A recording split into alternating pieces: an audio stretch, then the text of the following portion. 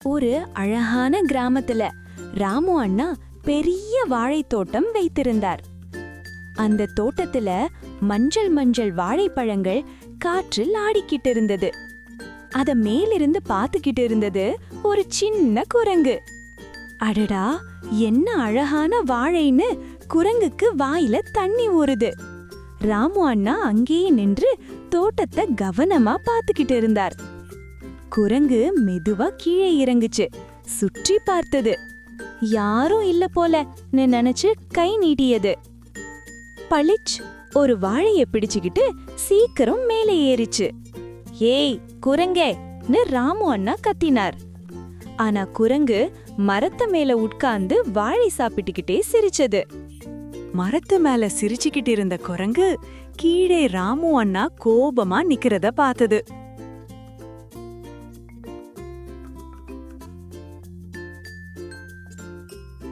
இந்த குரங்கு கையில இருந்தா எல்லா வாழையும் போயிடும்னு ராமு அண்ணா யோசிச்சார்.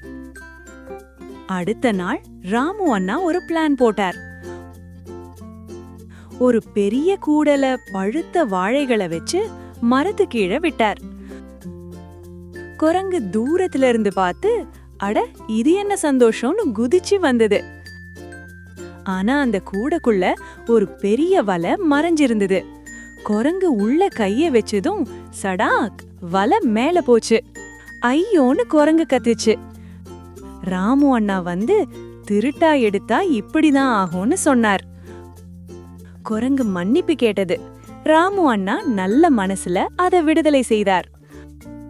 மற்றவருடைய பொருளை திருடாதே, கேட்டா கிடைக்கும். அந்த நாளுக்கு அப்புறம் குரங்கு ரொம்ப யோசிச்சது.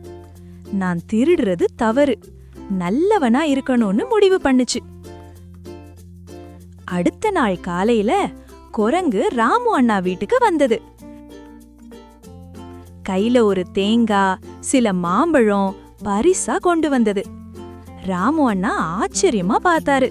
நான் இனிமேல் உதவுவேன், திருட மாட்டேன்னு குரங்கு கைகளை கூப்பிட்டது. ராமு அண்ணா சிரிச்சாரு. சரி, நீ தோட்டத்தை காப்பாத்துன்னு சொன்னாரு. அந்த நாள் முதல் குரங்கு தோட்ட காவலாளி ஆயிடுச்சு. மற்ற குரங்குகளை கூட திருடாதீங்கன்னு சொல்ல ஆரம்பிச்சது. தவறு செஞ்சாலும் திருந்தினா வாழ்க்கை மாறும்.